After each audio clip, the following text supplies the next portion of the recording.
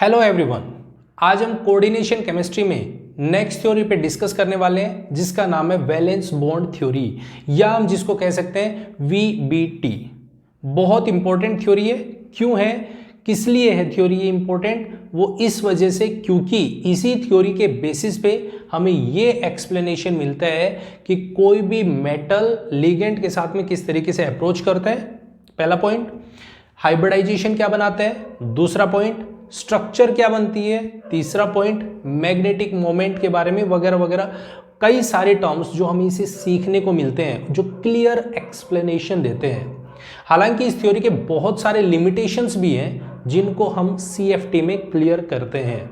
ठीक है, तो हम इसके कुछ पोस्टुलेट्स हैं जिसके बेसिस पे वैलेंस बॉन्ड थ्योरी हम पढ़ते हैं, जिसके बेसिस पे हम हाइब्रिडाइजेशन या हाइब्रिड ऑर्बिटल्स कैसे बनेंगे उन सब के बारे में हम देखेंगे। ठीक है, तो ध्यान से देखना है और ध्यान से समझना है और बिल्कुल एंड तक इस वीडियो को देखना है, कोई भी डाउट नहीं बचेगा। क्लियर है? शुरू करते हैं। सबसे पहले हम वैलेंस बॉन्ड थ्योरी।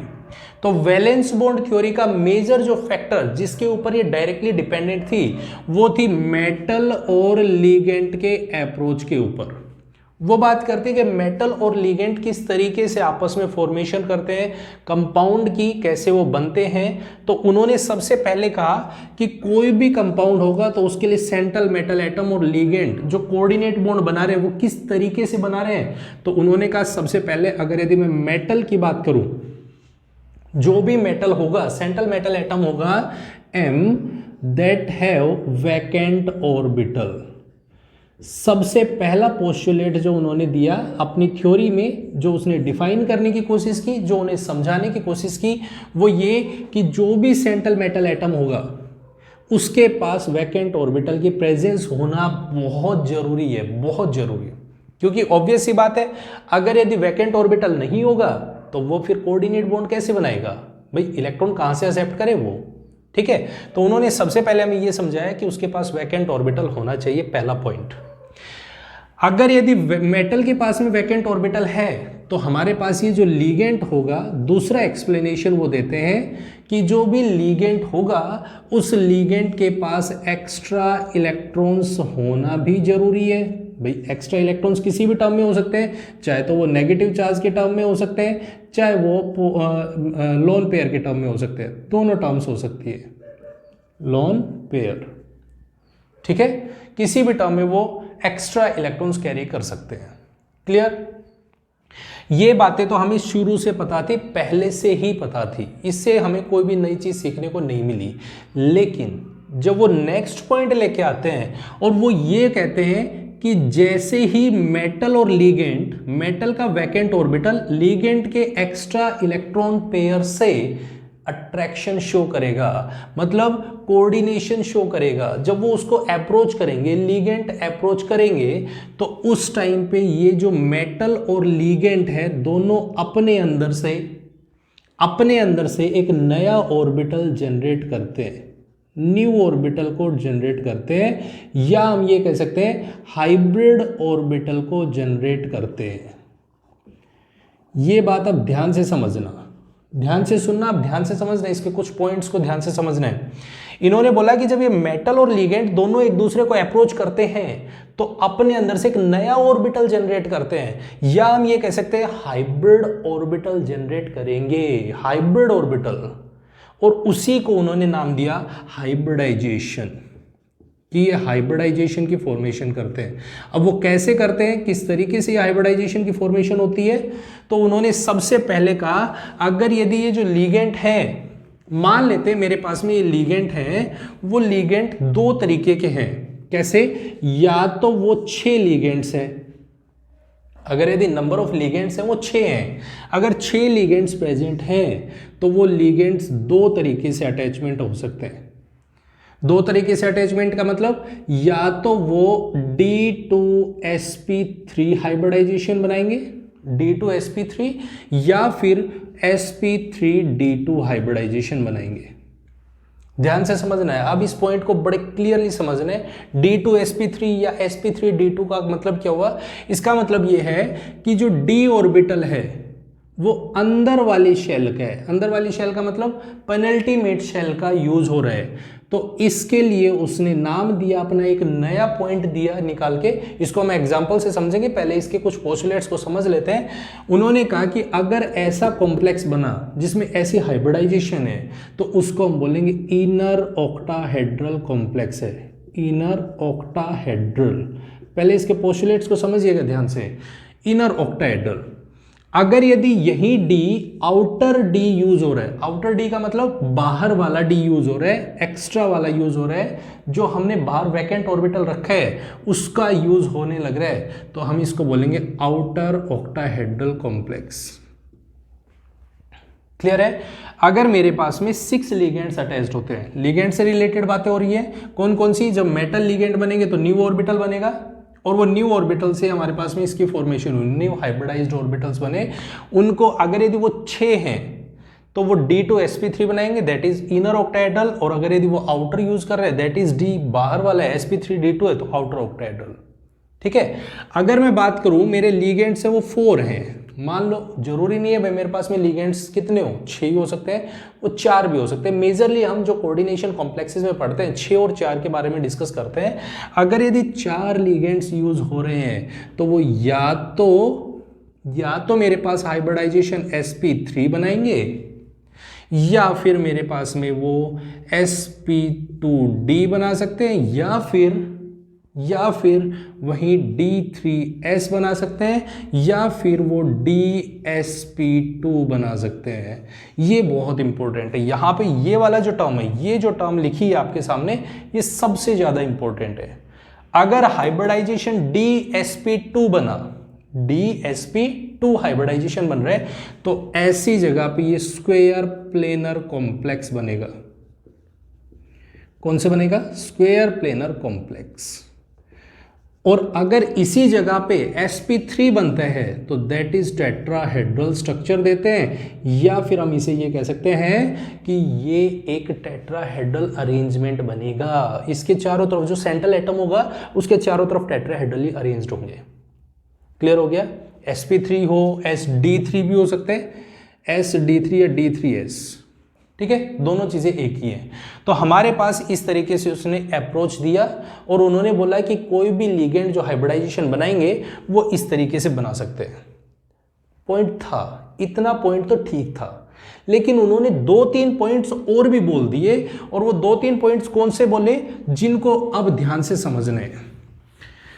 उन्होंने कहा कि अगर मैं लिगेंड की बात कर रहा हूं तो लिगेंड मेरा 2 तरीके से अप्रोच करेगा। ये 2 टाइप का लिगेंड मिलेगा आपको।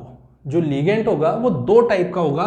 वो या तो वो स्ट्रॉन्ग लिगेंड होगा, स्ट्रॉन्ग मतलब पावरफुल होगा, पावरफुल, एक तरीके से आप ये वर्ड यूज कर सकते हो, पावरफुल, बहुत स्ट्रॉन्ग होगा, पावर्ड होगा, या फिर वो लिगेंड वीक होगा।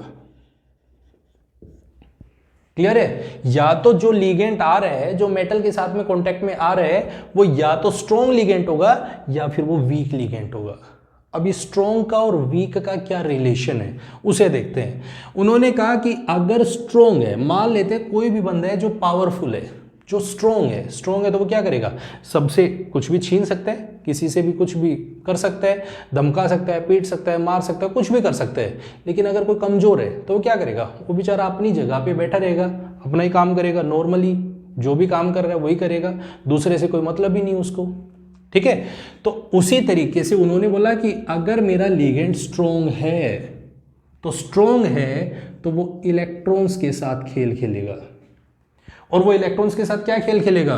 वो इलेक्ट्रॉन्स को पेयर करवाने की कोशिश करेगा, मतलब पेयरिंग ऑफ इलेक्ट्रॉन्स होगी। उस केस में पेयरिंग ऑफ इलेक्ट्रॉन्स होगी, मतलब अगर यदि कोई अनपेयर्ड इलेक्ट्रॉन्स पड़े हैं और जो लिगेंड आ रहा है वो स्ट्रॉन्ग आ गया तो वो इलेक्ट्रॉन्स को पेयर करवाएगा, पेयर करवाने की टेंडेंसी होगी उसकी। लेकिन अगर यदि वो वीक लिगेंड आ गया तो वो वीक कोई पेयरिंग नहीं करवाएगा, कोई इंटरफेयर नहीं करेगा, कोई डिस्टरबेंस नहीं करेगा। तो उन्होंने ये बोल दिया कि वो अनडिस्टर्ब्ड रहेगा, या किसी भी इलेक्ट्रॉन के साथ में कोई भी छेड़खानी नहीं करेगा, बिल्कुल आराम से नॉर्मली। तो फिर उनसे ये पूछा गया कि भाई कौन से लिगेंड स्ट्रॉन्ग है, किसको हम स्ट्रॉन्ग बोले, किसको हम वीक बोले, ये भी तो बताओ। जब आपने ये इतना बोल दिया कि भाई स्ट्रॉन्ग होंगे वीक होंगे, तो आपको ये भी पता होगा कि स्ट्रॉन्ग कौन है वीक कौन है। तो बोले बिल्कुल पता है हमें कौन कौन से स्ट्रॉन्ग हो सकते हैं। तो स्ट्रॉन्ग में उन्होंने मेजरली नाम लिखा, बोले साइनाइड अगर आ जाते हैं। मेजरली उन्होंने क्या नाम लिखा, साइनाइड अगर आ जाता है। मेजरली उन्होंने लिखा कि कार्बोनिल आ जाता है। तो ये स्ट्रॉन्ग की तरह काम करेंगे। जहां भी ये लिगेंड्स आ गए ना, चाहे CN आए चाहे CO आए, अगर ये लिगेंड्स अप्रोच कर रहे हैं मेटल के सराउंडिंग में, अगर यदि जुड़ रहे हैं, तो ये वहां पे स्ट्रॉन्ग लिगेंड की तरह काम करेंगे।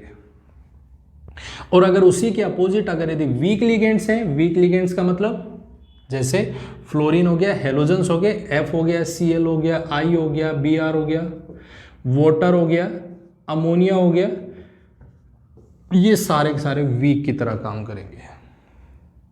क्लियर है। तो हमें ये पता चला कि अगर किसी भी कंपाउंड में, किसी भी कॉम्प्लेक्स में अगर यदि CN आता है, अगर यदि उसमें CO आता है, तो वो पेयर करवाने की कोशिश करेगा अगर इलेक्ट्रॉन अनपेयर्ड पड़े हैं तो।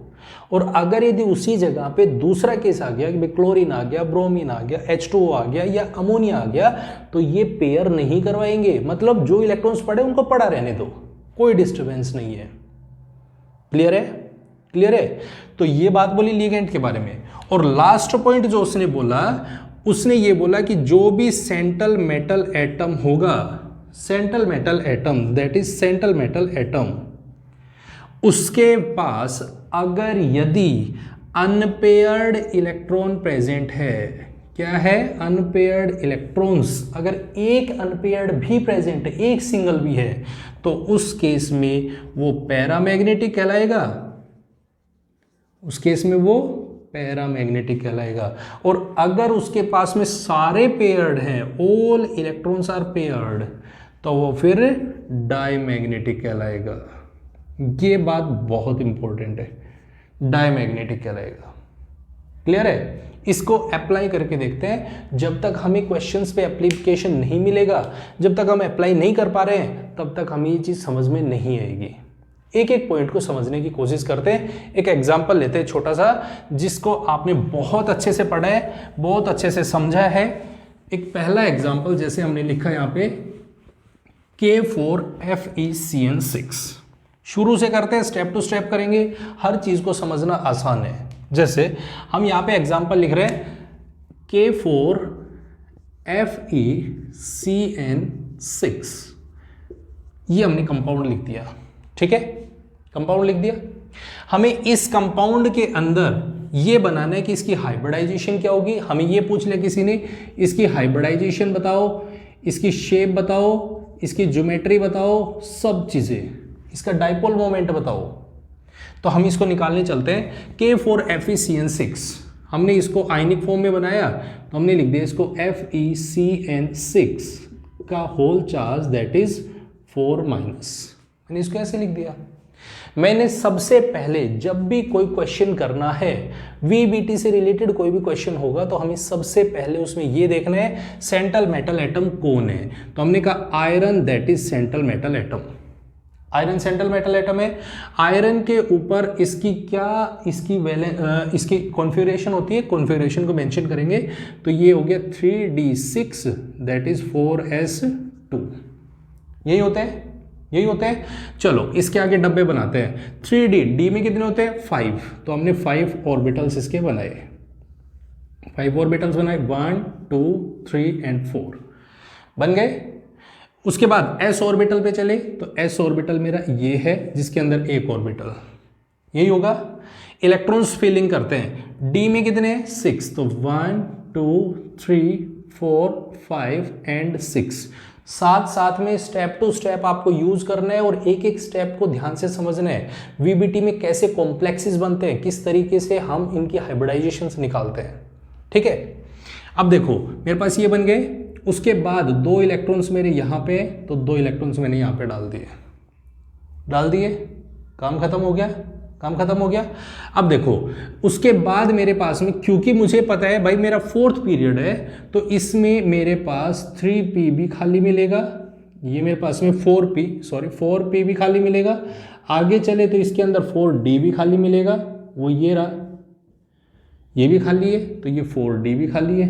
यहाँ पे तो मेरा 4s है, यहाँ पे मेरा 3d है। यही हो गया, एकदम क्लियर है। चलो अब इसके अंदर अब मैं निकालता हूँ आयरन की ऑक्सीडेशन स्टेट। ये तो था ग्राउंड स्टेट, जो मुझे ग्राउंड स्टेट में दिख रहा था, जो मुझे कॉन्फ़िगरेशन नॉर्मली दिख रही है वो मेंशन किया है।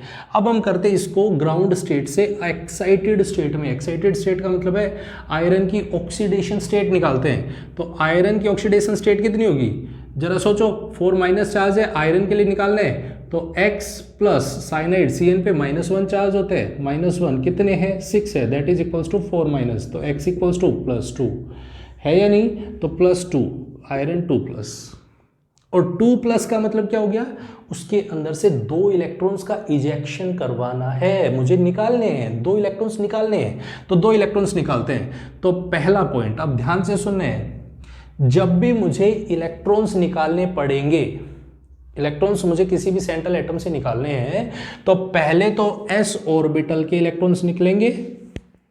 जो s ऑर्बिटल में इलेक्ट्रॉन्स होते हैं क्यों निकलेंगे, पहला रीजन क्यों निकलेंगे, तो उसका मतलब ये है ये आउटर मोस्ट इलेक्ट्रॉन्स हैं, बाहर पड़े हैं, सबसे बाहर यही इलेक्ट्रॉन्स है, तो पहले इलेक्ट्रॉन्स यही निकलेंगे, पहले इलेक्ट्रॉन्स यही निकलेंगे, और यहां निकलेंगे तो पहले 2 इलेक्ट्रॉन्स ये वाले निकलेंगे। ठीक है, क्लियर है एकदम। अब अगर और भी ज्यादा इलेक्ट्रॉन्स हैं जो निकालने हैं, मान लो यहाँ पे तो 2 हैं, अगर 3 होते तो क्या करते, ये निकालते या फिर ये निकालते, तो जो लास्ट इलेक्ट्रॉन एंटर हुआ है, लास्ट इलेक्ट्रॉन कहाँ एंटर हुआ है, 1 2 3 4 5 6, तो फिर ये निकलेगा। ठीक है, तो हमने क्या किया, अभी 2 ऑक्सीडेशन स्टेट है, दैट इज 2+, 2 इलेक्ट्रॉन्स निकालने हैं, तो 2 इलेक्ट्रॉन्स मेरे यहाँ पे प्रेजेंट है, 1 2 3 4, 1 2 1 1 1 और 1, यही होगा। चलो इसके बाद ये ऑर्बिटल मेरा खाली हो गया, ये ऑर्बिटल भी मेरा खाली है, ये ऑर्बिटल भी मेरा खाली है, हो गया। तो हमने लिखा इसको 3D, इसके बाद 4s 4p एंड 4d। अभी तक अगर यदि आप एक चीज सोचो और एक चीज ध्यान से देखो, तो अभी तक आपका लीगेंट वर्ड यूज नहीं हुआ है, अभी तक आपने लीगेंट वर्ड को यूज नहीं किया है। अभी तक आप क्या कर रहे हो, सिर्फ सेंट्रल मेटल एटम को देख रहे हो, और सेंट्रल मेटल एटम क्या क्या कर रहा है उसके बारे में पढ़ रहे हो अभी। ठीक है, आपने सबसे पहले इसकी इलेक्ट्रॉनिक कॉन्फ़िगरेशन लिखी, उसके बाद आपने एक्साइटेड स्टेट में मेंशन किया। अब आपका काम होगा लीगेंट को पहचानना। क्या काम होगा, अब आपका काम है लीगेंट पहचानना है। लीगेंट क्या है, कौन है ligand, that is cyanide, that is CN है।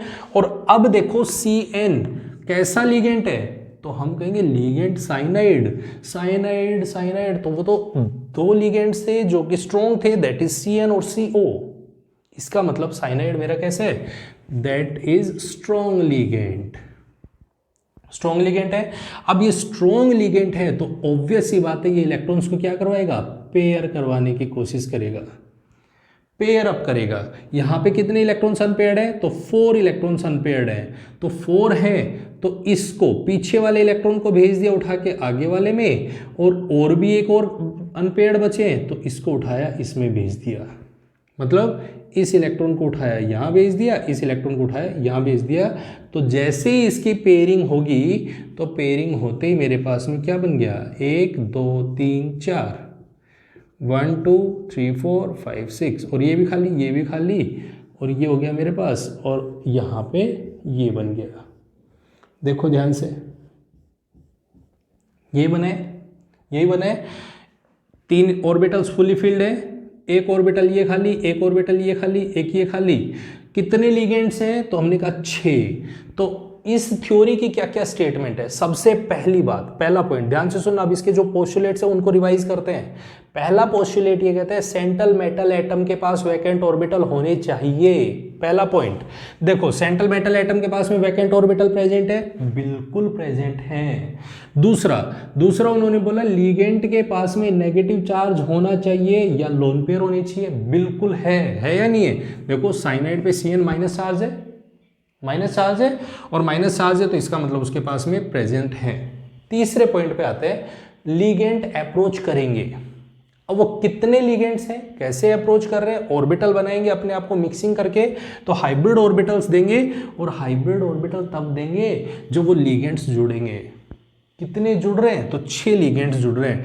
देखो यहां से एक इसको बॉन्ड दिया, इस वाले एटम को, इस वाले वैकेंट ऑर्बिटल को दिया, तो इसने इलेक्ट्रॉन दिए इसको, तो इसने इसके साथ में कोऑर्डिनेट बॉन्ड बनाया।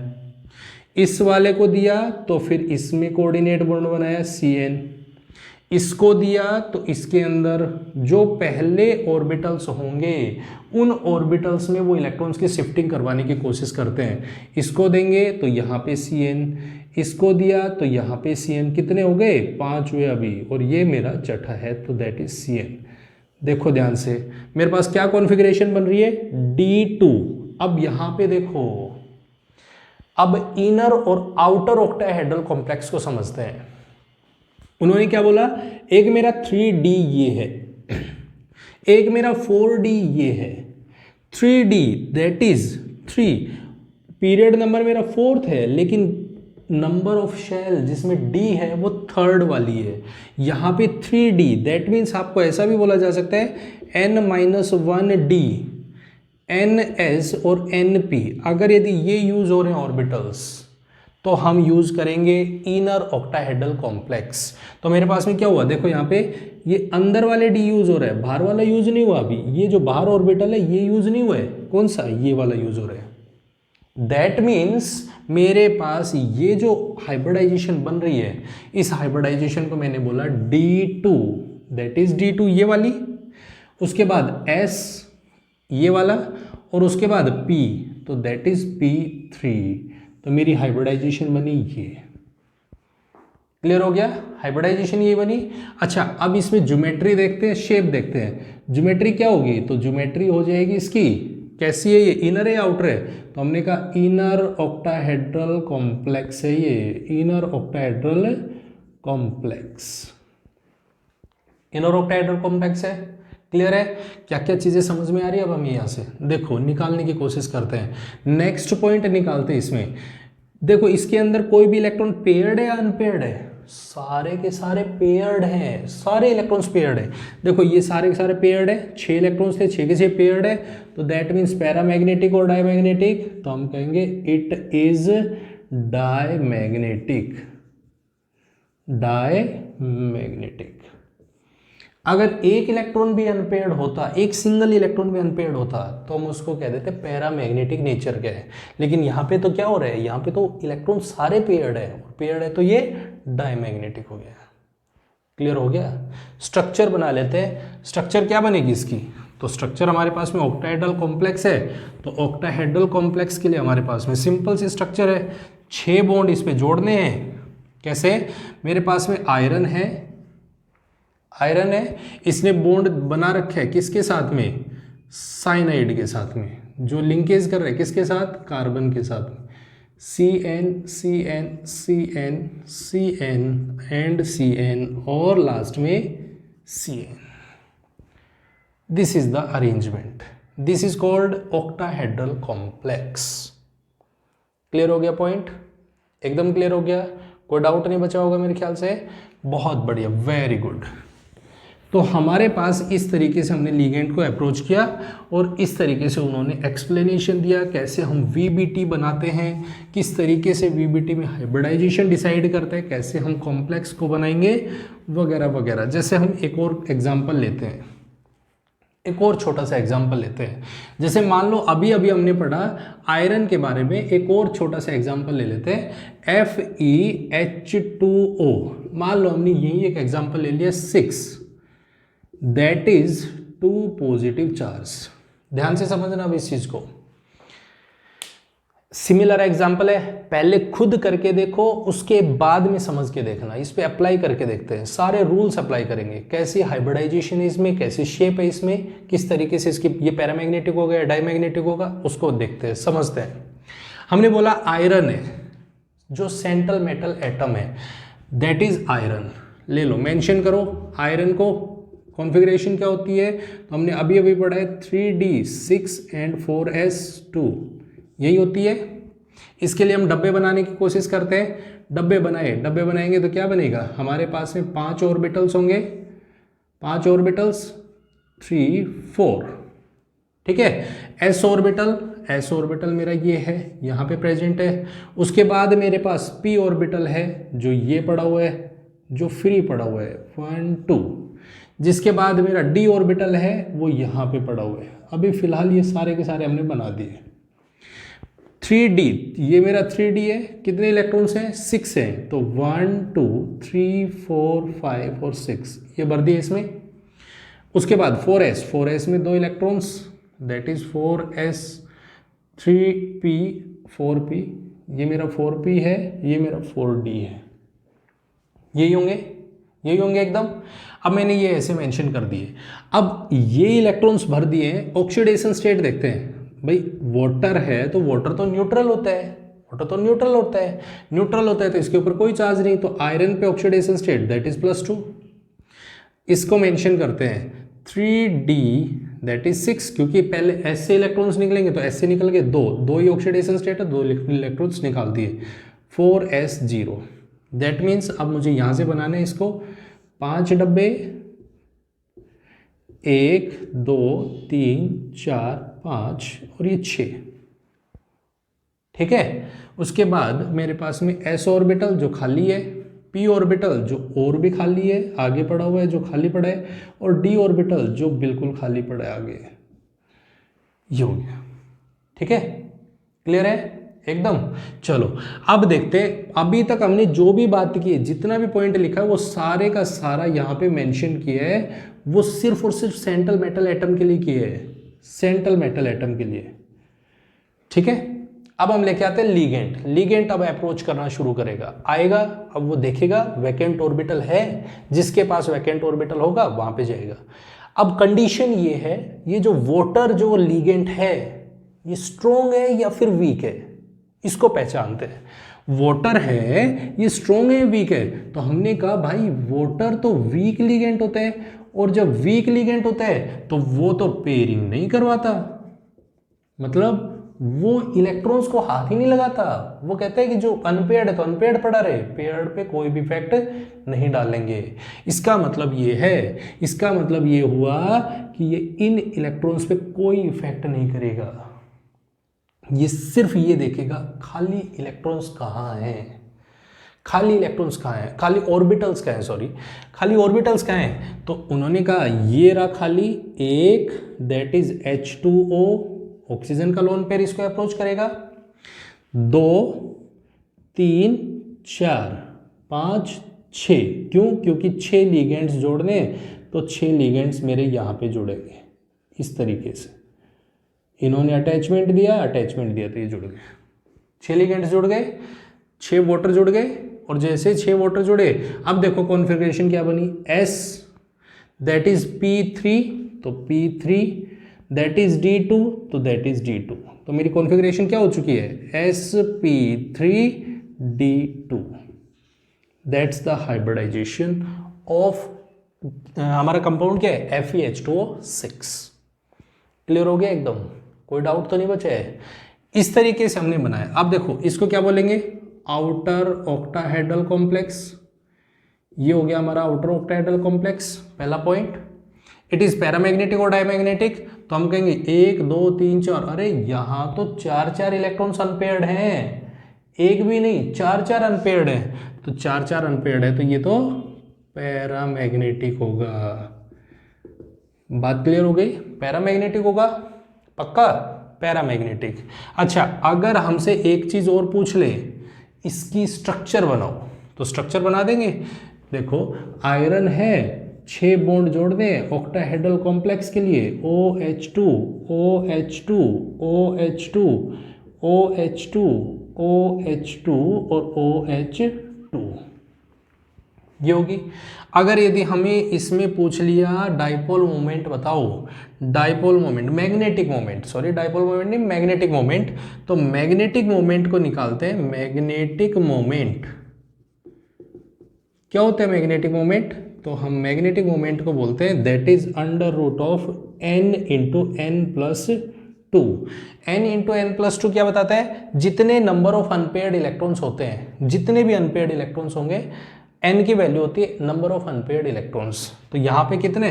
That is 4। तो 4 into 4 plus 2 that is under root. तो 4 इलेक्ट्रॉन्स है तो 4 into 6 24 under root of 24 that is the magnetic moment. तो हम इस तरीके से इनके मैग्नेटिक मोमेंट्स को भी डिफाइन करते हैं। क्लियर हो गया एकदम? पक्का? ऑक्टाहेड्रल कॉम्प्लेक्सेस में कैसे कैसे मेंशनिंग करनी है, कैसे हम इसको कंपाउंड बनाते हैं, किस तरीके से हम हाइब्रिडाइजेशन डिफाइन करते हैं, क्या क्या पोस्टुलेट्स हैं, उन सब के बारे में हमने कंप्लीट डिस्कस कर लिए है। ठीक है, नेक्स्ट वीडियो में हम बात करेंगे टेट्राहेड्रल कॉम्प्लेक्सेस की और साथ में कुछ ट्रिक्स की, जहां पे कहां ये इनर ऑक्टाहेड्रल कॉम्प्लेक्स बनाएंगे, कहां ये आउटर ऑक्टाहेड्रल कॉम्प्लेक्स बनाएंगे, और साथ में टेट्राहेड्रल और स्क्वायर प्लेनर कॉम्प्लेक्सेस कहां बनते हैं उनके बारे में कंप्लीट डिस्कस करेंगे, और वीबीटी की कुछ लिमिटेशंस है जिनको हम डिस्कस करेंगे। ठीक है, तो ये था हमारा लेक्चर जिसमें हमने डिस्कस किया octahedral complexes of VBT. Clear? I hope आपको ये लेक्चर पसंद आया होगा। अगर पसंद आया है तो इसे लाइक, कमेंट और शेयर जरूर करें, और साथ में अगर आपने हमारे चैनल को अभी तक सब्सक्राइब नहीं किया है तो प्लीज़ चैनल को सब्सक्राइब जरूर करें। Thank you very much and have a nice day.